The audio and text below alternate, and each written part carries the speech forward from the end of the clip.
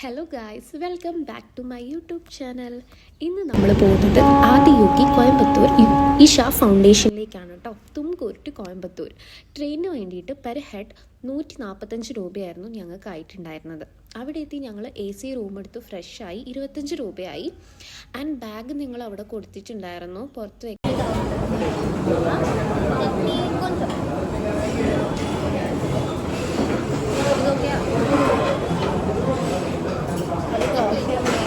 ദോശ വേണ്ട ക്കാൻ വേണ്ടിയിട്ട് കുറച്ച് ലഗേജും കാര്യങ്ങളും ഉള്ളതുകൊണ്ട് ഇവർ നാട്ടിലേക്കാണ് പോകുന്നത്. സോ ഒരു ബാഗിന് 75 രൂപ വീതമാണ് കേട്ടോ ആയിട്ടുണ്ടായിരുന്നത്.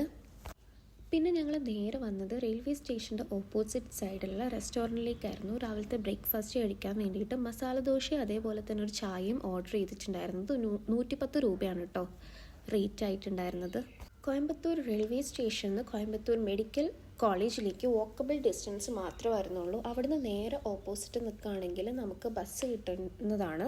ഗാന്ധിപുരം ബസ് സ്റ്റാൻഡിലേക്ക് ഒരാൾക്ക് 10 രൂപയാണ് കേട്ടോ ആയിട്ടുണ്ടായിരുന്നത്. Gandhipuram bus stand to Isha ഫൗണ്ടേഷനിലേക്ക് നമുക്ക് നേരിട്ട് ബസ് കിട്ടുന്നതാണ്. ഒരാൾക്ക് 60 രൂപയാണ് വരുന്നത്. അതേപോലെ 1.5 മണിക്കൂർ യാത്ര നമുക്ക് വരുന്നുണ്ട്. 14D എന്ന് പറയുന്ന ബസ്സാണ്. അതിൽ വേണം നമ്മൾ കയറാൻ വേണ്ടിയിട്ട്.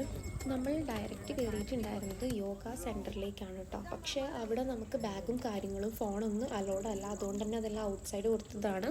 ഉള്ളിൽ വെച്ച് എന്തെങ്കിലും വേണമെങ്കിൽ തന്നെ നമ്മളെ കയ്യിൽ ലിക്വിഡ് എമൗണ്ട് ഉണ്ടായിരിക്കണം. അതേപോലെ ചപ്പലും പുറത്ത് വെക്കണം. സോ അവിടുത്തെ വീഡിയോസൊന്നും റെക്കോർഡ് ചെയ്യാൻ പറ്റിയിട്ടില്ല. പിന്നെ അവിടുന്ന് നേരെ നമ്മൾ ശിവൻ്റെ സ്റ്റാച്ചു ഉള്ള സ്ഥലത്തേക്കാണ് നമ്മൾ പോയത്.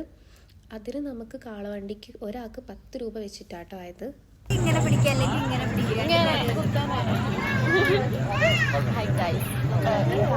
പോവുകയാണ്. ഇതിൻ്റെ ഫസ്റ്റ് എക്സ്പീരിയൻസ് ആട്ടോ. എൻ്റെ പാവം ഒരു കാളയാണ് ഇവിടെ ജനങ്ങളുണ്ട് ബാക്കിൽ എല്ലാവരെയും താങ്ങുന്നത്. ഈശേൻ്റെ അടുത്തുനിന്ന് ഫോട്ടോ കിട്ടിയാൽ കാണാം.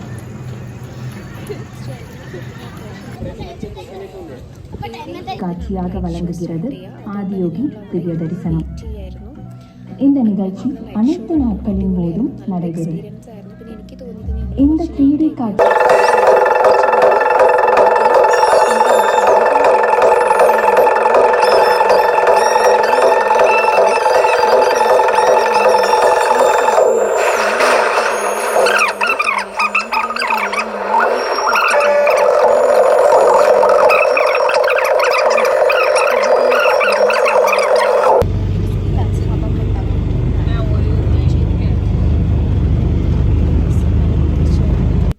Bye guys.